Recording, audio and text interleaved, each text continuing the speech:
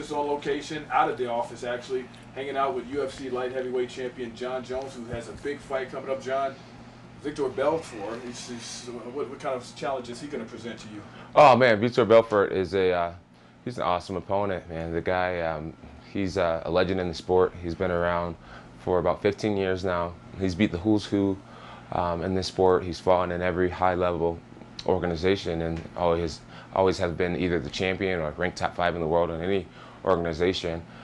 So I'm here to fight the best guys in the world, and he's undoubtedly one of them. And as far as that fight goes, I know you had been training for a card that was going to happen prior to that fight, the card that didn't happen.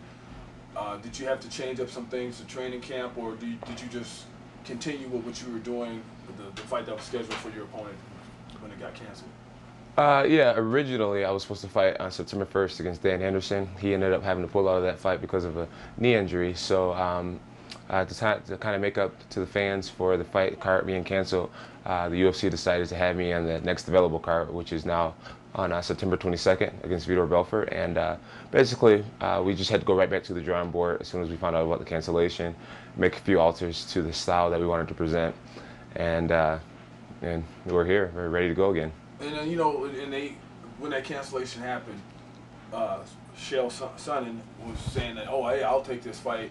And then they tried to make the card go anyway, but you were like, wait a minute, I'm not going to just jump in with somebody I wasn't preparing for. And a little controversy ensued. What was that like? Were you like surprised that people were upset, or what did you think about that? Well, yeah, when the fight card was canceled on the 1st, Chael Sonnen, Dan Henderson's best friend and teammate, decided that he wanted to step in for his teammate to keep the show going on the date that it was supposed to be going. And I thought it would be a bad idea to just jump into the ring on the same exact night for a different opponent that I hadn't prepared for, especially being the guy who had everything to lose in the situation. So it was an interesting situation. The fans didn't really see it from my point of view. They were just more upset that they wouldn't get to watch the fight on the date they had prepared. But being like the CEO of my brand and wanting to represent Jackson's in the best light and perform in the best way possible, I thought it would be the smarter decision to take a step back, go back to the drawing board, prepare for a different opponent on a later date. And I'm excited that I made the decision that I made, and I'm going to stand by it. Now you being on such a high stage now, was that shocking for you, or were you thinking like, well, this kind of comes with the territory, I'm ready for anything type of thing? Was it kind of like that? Because like I said, when you're on a top stage like that, reaction from fans or whatever might surprise you sometime because you can't please everybody. Right. I look at it this way.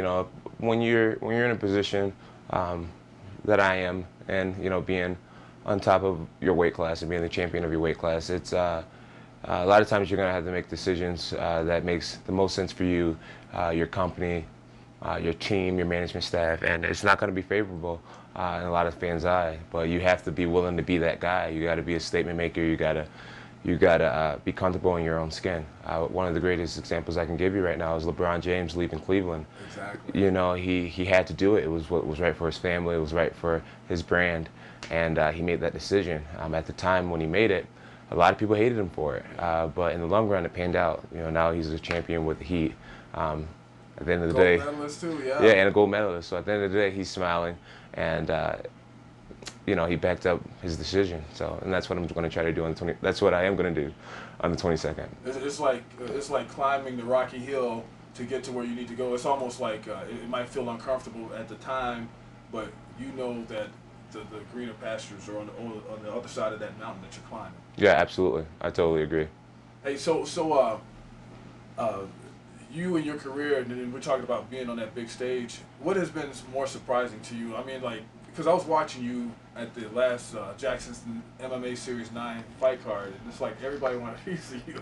And, people were like taking pictures and all that. What has been the adjustment for you to be so well known now? And they even talked about your name last night on the NFL broadcast when they showed your brother. They were talking, how talented this family is, and they brought up your name too. And just being on that kind of level, what has that adjustment been like?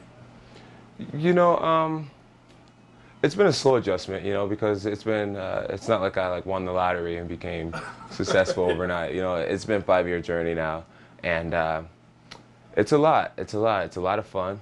You get to meet a lot of awesome people from all around the world. To be loved by people that you don't know is an awesome feeling because, I mean, not many people can say that they're loved. And to be hated by a lot of people that you don't know is also a part that comes with it. But, you know, what I try to do is just live each day to the fullest, keep a smile on my face, stay enthusiastic about life, optimistic, and just do my best, keep performing at the highest level and keep winning. At the end of the day, you know, I'm here to be people's entertainment and to be an athlete that they watch. So that's my main priority, you know, throughout all adversity, you know, focus on the goal. And that's what I try to do, just always focus on why I'm really here, and that's to win. What do you have to do to be successful on the 22nd? To be successful on the 22nd, I need to listen to my coaches, Greg Jackson and Mike Winklejohn. I need to believe in myself. I need to go out there and have fun and play the game to the fullest. Just happy and going after it and just being who I know I can be. And that beard, man, how long is this going to get? I mean, because the last time I talked to you, it wasn't there, was it? No, it wasn't. How long is that beard going? This beard, I've been growing it for about 9 weeks now. Yeah, it's pretty nasty, but I like it. It feels like my playoff beard. You know, I feel like a warrior with it on. How long can the beard get? I mean, is there a limit? Or? There is no limit. I'm gonna let it grow dirty and out of control. Yeah. So if it turns into a Santa Claus beard, so be it. Call me Skinny Black Santa.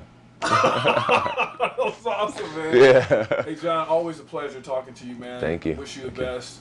You're a great champion. Thank you. And I mean that because I don't know if people who were at that fight, that MMA Series 9, that Jackson's MMA Series 9 card, know that you didn't turn down any autographs. You just went in a crowd, talked to people, and everybody wanted a piece of you. And we were just watching how gracious, I can't even see the word. Gracious, yeah. Yeah, you were when you were out there with just communicating with the people. Yeah. And it was so nice to see that because sometimes you don't see that. Right. Well, with Albuquerque, it's more of a prideful thing to make sure I, you know, give everyone undivided attention because, you know, I'm eventually will probably live here. You know, I'm looking at real estate now, and you know, I'm 25 years old, and I'm not planning on retiring anytime soon.